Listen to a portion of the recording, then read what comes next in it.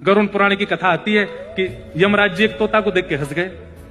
तो तोता बोला कोई और हंस जाए तो बात बने भी, यमराज हंस रहा है। तोते के मित्र थे गरुड़ जी, भगवान के वाहन। तो अपनी पहुंच लगाते हैं ना लोग, जब संकट में आते हैं तो अपनी पहुंच लगाते हैं, जैक लगाते हैं, हाथ पांव फड़ाते हैं। गरुड़ जी को कहा कि भैया तुम कैसे भी एक काम करवा दो। बोले क्या? ये यमराज जी मुझे देख के हंस गए हैं, मुझे लग रहा है अब मेरे जीवन के दिन 4 बचे।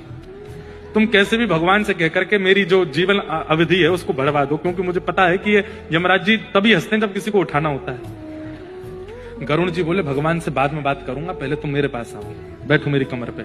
गरुड़ जी उड़ा करके उनको 7 समुद्र पार एक गुफा में ले गए और वहां भीतर ले जाकर के छोड़ दिया। बोले यहां रहो, यहां कोई नहीं आएगा, और ये 2-4-10 दिन यहीं बैठे रहना, सब ठीक हो जाएगा अपने आप। और मैं जाके भगवान, मैं यमराज जी से बात करता हूं, भगवान को छोटे काम के लिए क्यों बोलना? मेरी पहुंच तो सब जगह है। मैं भी रसातल में जाके यमराज जी से कहता हूं तुझको नहीं लेके जाएंगे, ठीक है? तोता बड़ा खुश हुआ, बहुत बढ़िया है, मैं यहीं रह लूंगा 4-5 दिन। यमराज जी के पास गए सीधे गरुड़ जी। गरुड़ जी तो भगवान के वाहन है, सब खड़े होते हैं, उनको देख के यमराज जी बोले आइए आइए। कैसे आए? बोले हम बस एक बात कहने आए हैं, फिर हमको जाना है वैकुंठ। हमारा एक मित्र है तोता, वहां का, उसका ये नाम है। बोले अच्छा, तुम उसको देख के हंस गए थे परसों, क्यों हंसे थे? कोई योजना बन रही हो तो मत बनाना।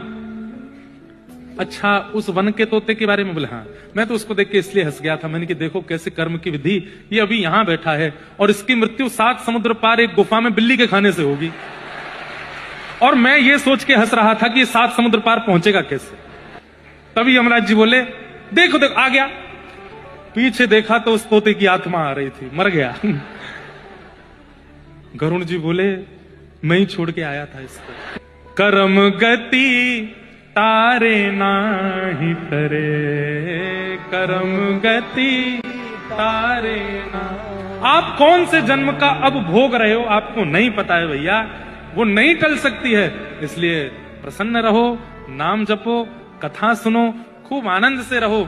इस बात का दोष मत दिया करो कि हम इतना अच्छा अच्छा करते हैं, हमारे साथ बुरा क्यों होता है। आप कौन से जन्म का भोग रहे हो आपको नहीं पता, आपको भोगना ही पड़ेगा। ज्यादा हाथ पैर मत फड़फड़ाओ, एकांत बैठ करके हरि नाम जपो, हरि का स्मरण करो।